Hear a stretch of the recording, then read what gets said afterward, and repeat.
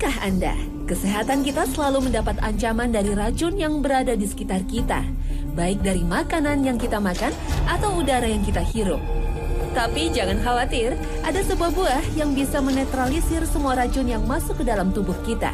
Bahkan, istimewanya, buah ini bisa menangkal sihir. Apakah ini sekedar mitos? Atau sudah dibuktikan dalam penelitian ilmiah? Inilah rahasianya.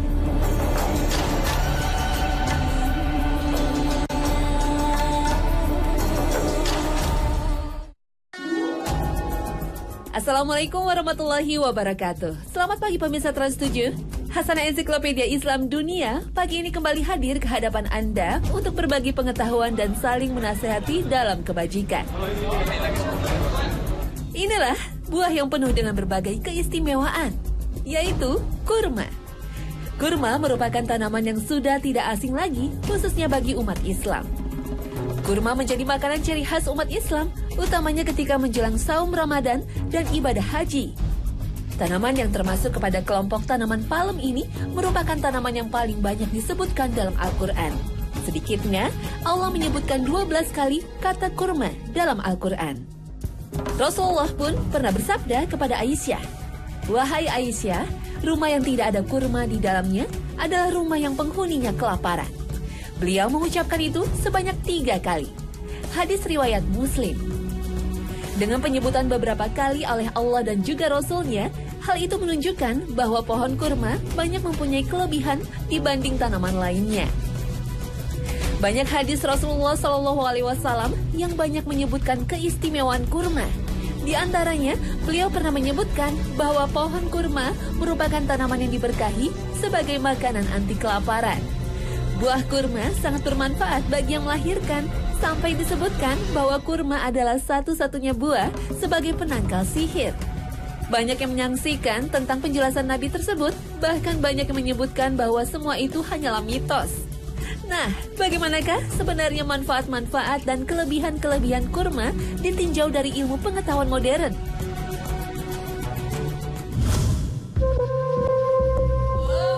Pohon kurma telah tumbuh sejak zaman dahulu kala.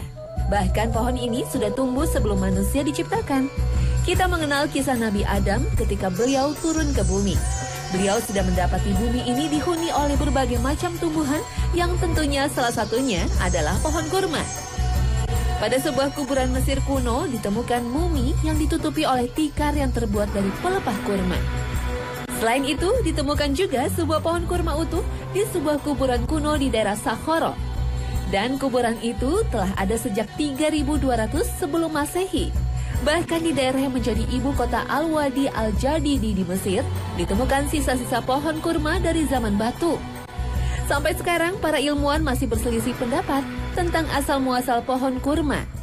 Menurut Edoardo Baccari, pakar tumbuhan keluarga palem asal Italia yang dikutip oleh Dr. Ahmad Syauqi Ibrahim dalam bukunya Mausu'ah al-Injaz al-Ilmi fi al-Hadis al-Nabawi atau Ensiklopedia Mukjizat Ilmiah Hadis Nabi, dijelaskan bahwa ada beberapa jenis kurma yang tidak tumbuh dengan baik, kecuali hanya di daerah subtropis yang memiliki curah hujan yang sangat jarang. Dan akar-akar pohon jenis tersebut membutuhkan air yang cukup sehingga ia berjuang melawan kadar asin. Menurut Dr. Ahmad Syauqi Ibrahim, penjelasan Edoardo tadi menunjukkan bahwa asal mula pohon kurma adalah dari daerah Teluk Arab. Karena karakteristik daerah yang disebutkan Edoardo Baccari hanya terletak di daerah sepanjang pasisir Teluk Arab dan selatan India. Atau yang beriklim serupa adalah lembah antara Sungai Tigris, Eufrat, dan lembah Sungai Nil. Besarnya manfaat pohon kurma sudah terkenal sejak dahulu kala. Dari berbagai penemuan artefak di Mesir, pohon kurma sudah menjadi bagian terpenting bagi masyarakat Mesir kuno.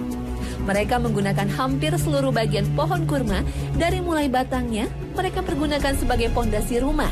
Pelepah kurma digunakan sebagai atap rumah dan juga sebagai bahan tikar. Tentunya yang paling penting adalah buahnya sebagai makanan yang bisa mereka simpan sepanjang tahun sebagai penunjang kebutuhan pokok makanan mereka.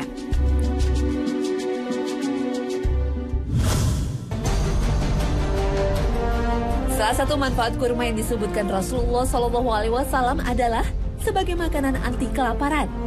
Sebagaimana disebutkan dalam hadis yang diriwayatkan oleh Siti Aisyah radhiyallahu anhu menuturkan bahwa Rasulullah SAW pernah bersabda, tidak akan kelaparan bagi penghuni rumah yang di dalamnya terdapat buah kurma.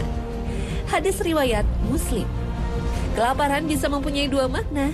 Pertama, lapar dalam arti sesungguhnya, yakni menurunkan kadar gula dalam darah dan kekosongan dalam lambung. Hal tersebut memberikan dorongan kepada sel pengontrol rasa lapar dan haus di dalam otak, sehingga memberikan perasaan lapar untuk mengkonsumsi makanan. Kedua, lapar dalam arti gizi buruk. Kita bisa perhatikan gizi buruk yang menimpa wilayah Afrika dan juga sering terjadi di negara kita. Mereka bukan berarti tidak makan sama sekali atau makan dalam jumlah yang sedikit, tapi yang menimpa mereka adalah mengkonsumsi makanan dengan kualitas makanan yang tidak mengandung unsur-unsur gizi dalam kadar cukup yang dibutuhkan oleh tubuh. Buah kurma sebagaimana disebutkan Rasulullah sebagai buah anti kelaparan bisa memenuhi maksud dua makna lapar tersebut. Pertama, kurma adalah makanan yang bisa disimpan untuk waktu yang sangat lama tanpa merusak kandungan gizi di dalamnya. Sehingga bagi bangsa Jazirah Arab, kurma merupakan perbekalan utama jika ingin mengadakan perjalanan yang memakan waktu yang sangat lama. Inilah yang dimaksud Rasulullah bahwa kurma sebagai buah anti kelaparan. Karena bagi orang yang menyimpan stok kurma pada musim panen di rumahnya, maka dia tidak akan kekurangan makanan sampai bertemu kembali musim panen kurma berikutnya. Sedangkan makna lapar sebagai arti kekurangan gizi, maka kurma merupakan buah yang sangat kaya gula, serta 6 unsur makanan penting lainnya, seperti lemak, protein, vitamin, mineral, dan air. Rasulullah pernah bersabda, barang siapa yang pagi hari memakan 7 butir kurma, maka dia tidak akan terkena racun. Hadis riwayat Bukhari. Menurut Dr. Ahmad Syauqi Ibrahim, 7 butir kurma setara dengan 100 gram yang mengandung beberapa zat penting, yaitu zat gula sekitar 75 gram seperti glukosa, fruktosa, sukrosa, dan selulosa. Kurma juga mengandung serat selulosa sebanyak 4 gram, air sebanyak 22,5 gram, protein 2,5 gram, lemak 2,5 gram, dan zat mineral potasium 79 gram. Dalam kurma juga terdapat fosfat 21 mg, belerang 65 mg, zat besi 5 mg, magnesium 65 mg, kalsium 65 mg, fosfor 72 mg. Selain itu mengandung 7 asam amino esensial, yaitu lisin, valin, leusin, arginin, teroinin, isoleusin, dan triptopan. Sedangkan kandungan vitaminnya adalah vitamin A 60 mg, B1 0,08 mg, B2 0,05 mg, dan CO 2 hingga 2,6 mg. Juga mengandung asam glutathione yang merupakan zat antioksidan, dan 100 gram kurma mengandung 350 kalori. Karena kandungan inilah, kurma merupakan makanan sempurna, yaitu memberikan hampir seluruh kebutuhan gizi. Sehingga benar apa yang disebutkan Rasulullah, bahwa kurma dapat menghindari dari kelaparan, baik itu kekurangan makanan ataupun lapar dalam arti kekurangan gizi.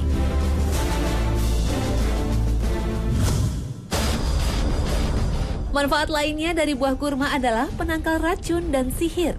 Rasulullah pernah bersabda, barang siapa yang pagi hari memakan 7 butir kurma, maka dia tidak akan terkena racun dan sihir. Hadis riwayat Bukhari. Manusia sudah mengenal sihir ribuan tahun lalu, saat para nabi utusan Allah mengajarkan ajaran tauhid kepada kaumnya. Berbagai temuan arkeologis, Mesir kuno dan Yunani kuno juga membuktikan masyarakat pada saat itu sudah mengenal sihir. Pada zaman Rasulullah SAW, praktik sihir pun berkembang luas. Bahkan Rasulullah SAW pernah terkena sihir. Pelakunya adalah seorang Yahudi bernama Lubaid bin Al-A'sam yang telah menyimpan beberapa helai rambutnya yang disimpan di sumur Zarwan di Madinah ketika bermaksud menyihir Rasulullah SAW. Seperti yang dijelaskan dalam hadis Bukhari dari Siti Aisyah. Rasulullah pernah bersabda, telah datang padaku 2 malaikat. Salah satunya duduk di dekat kepalaku dan yang lainnya di dekat kakiku. Salah satu malaikat tersebut berkata kepada yang lainnya, apa penyakit Rasulullah? Yang satunya menjawab, terkena sihir. Siapa yang menyihirnya? Satunya menjawab, Labid bin Al-A'sam. Dalam riwayat lain Rasulullah juga terkena sihir. Seperti dalam sebuah hadis Bukhari dari Siti Aisyah, Rasulullah pernah disihir hingga beliau merasa yakin telah mendatangi istri-istrinya, padahal kenyataannya tidak. Dari sejak zaman dahulu kala, praktek ini terus diwariskan secara turun-temurun hingga era modern ini. Dan sisi gelap sihir pun berubah ragamnya sesuai dengan budaya setempat. Di barat misalnya, berbagai istilah sihir dikenal seperti Golden Dawn, Enochian, Chaos, dan Voodoo. Sementara di negeri kita, masyarakat mengenal istilah santet, peluh, atau pelet yang merupakan salah satu bagian dari ilmu sihir. Sebagai bentuk pencegahan terhadap sihir, Rasulullah memberikan anjuran supaya memakan 7 butir kurma. Banyak para ulama terdahulu merasa kesulitan menjelaskan tentang maksud hadis ini. Bagaimana buah kurma bisa mencegah sihir? Hal itu tentunya dikarenakan keterbatasan ilmu dan peralatan modern pada waktu itu. Kebenaran dari sabda Rasulullah SAW baru bisa dibuktikan belakangan ini. Adalah organisasi di Inggris yang menggeluti fenomena telepati, melakukan sebuah kajian mendalam tentang kebenaran sabda Rasulullah mengenai kurma. Organisasi ini telah mempublikasikan hasil riset mereka pada sebuah majalah yang juga dinamakan Telepati. Dalam penelitiannya, mereka mengkaji garis spektrum pada tubuh seseorang yang telah makan 7 butir kurma. Dan ternyata dari hasil penelitian mereka menemukan bahwa garis tersebut berwarna biru selama 12 jam. Menurut mereka, bahwa sihir itu hakikatnya pada mata. Dan pengaruh sihir pada mata tidak dapat ditaklukkan oleh garis manapun selain garis berwarna biru. Sehingga dengan memakan 7 butir kurma dapat menghasilkan garis biru yang dapat menangkal sihir pada mata. Selain penangkal sihir, hadis tadi juga menyebutkan bahwa kurma bisa menangkal racun dalam tubuh. Untuk membuktikan kebenaran Rasulullah ini, organisasi yang sama mengadakan penelitian. Mereka meneliti orang-orang yang bekerja di sebuah perusahaan batu baterai dan perusahaan yang mengelola mobil bekas. Para pekerja sangat rentan terkena racun timah disebabkan asap penghancuran mobil dan industri batu baterai. Sehingga banyak yang menderita kadmium yang dapat menyebabkan gagal ginjal. Dengan memberikan 7 butir kurma dalam setiap sarapan pagi mereka mendapati racun dalam tubuh mereka menurun. Karena menurut para ilmuwan, kurma mengandung fitokimia yang melawan racun serta menumpas radikal bebas yang muncul dari proses metabolisme dalam hati. Selain itu, karena kurma juga mengandung zat antioksidan.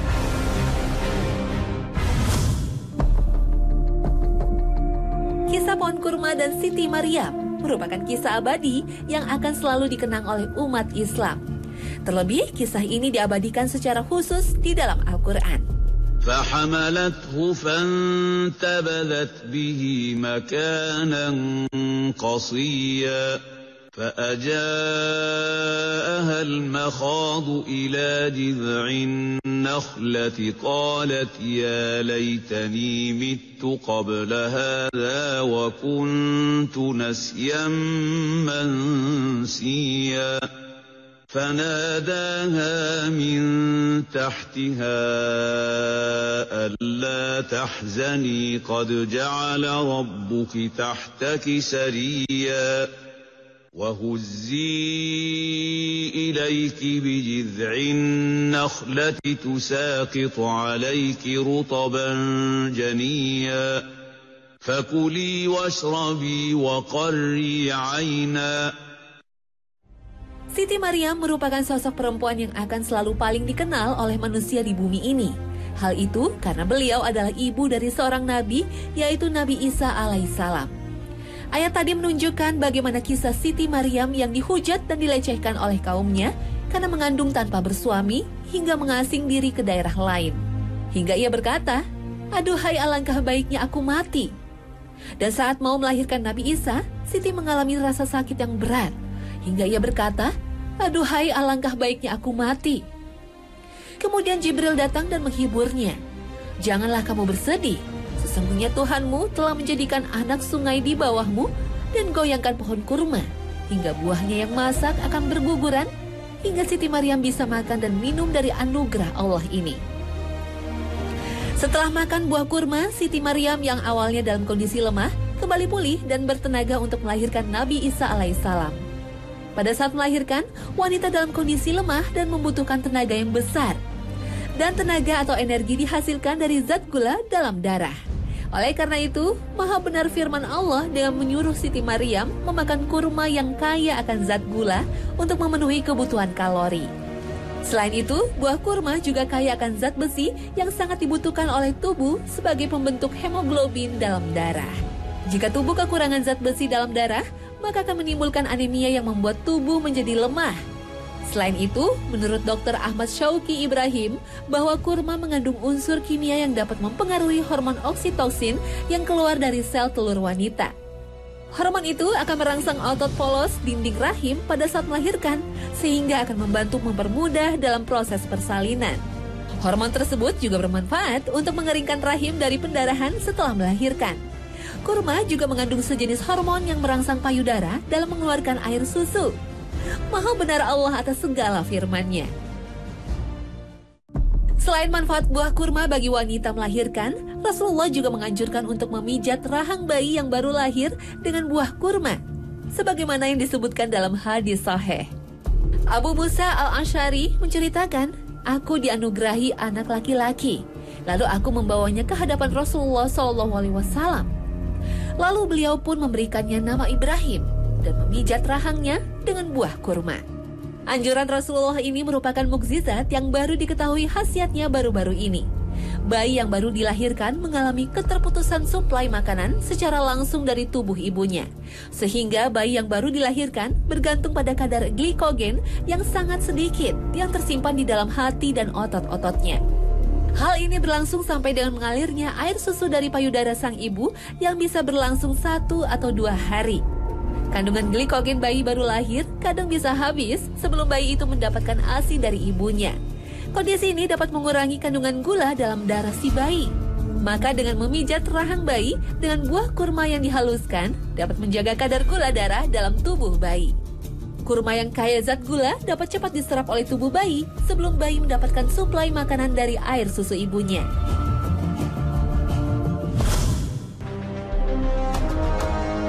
Banyak penjelasan ilmiah mengenai kebaikan puasa bagi kesehatan tubuh. Namun kenapa ada orang yang kesehatannya memburuk ketika sudah menjalani puasa? Seperti meningkatnya berat badan, meningkatnya kolesterol dalam darah, pencernaan yang bermasalah, dan yang lainnya.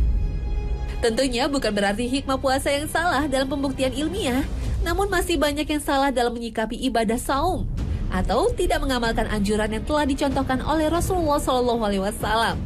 Salah satunya adalah dalam menjalankan pola makan ketika berbuka tiba. Kebanyakan dari umat Islam setelah menahan rasa haus dan lapar seharian, ketika berbuka, mereka langsung menyantap berbagai jenis makanan dan minuman dengan porsi besar atau melebihi yang dibutuhkan oleh tubuh. Cara seperti ini tentunya merugikan kesehatan dan juga berakibat timbulnya rasa letih dan lesu. Karena ketika menyantap makanan yang berlebihan, darah akan turun ke lambung yang menjadikan tekanan darah menurun, yang pada akhirnya membutuhkan istirahat atau bahkan tidur.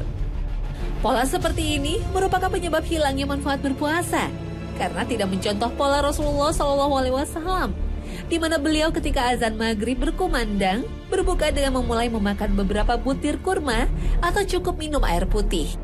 Sebagaimana yang disebutkan dalam sebuah hadis yang diriwayatkan oleh Anas bin Malik, beliau berkata, ketika berbuka puasa, Rasulullah senantiasa memulainya dengan beberapa kurma segar sebelum sholat. Jika tidak ada, beliau memakan beberapa buah kurma matang. Jika tidak ada, beliau hanya meminum beberapa tegukan air. Hadis riwayat Hakim.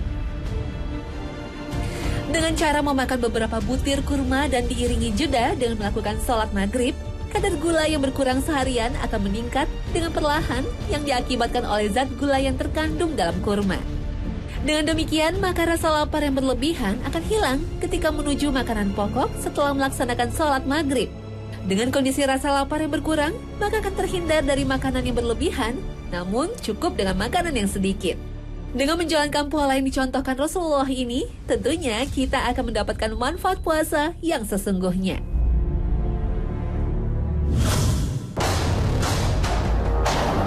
Salah satu kebiasaan Rasulullah dan para sahabatnya selalu berkumpul dalam sebuah majelis.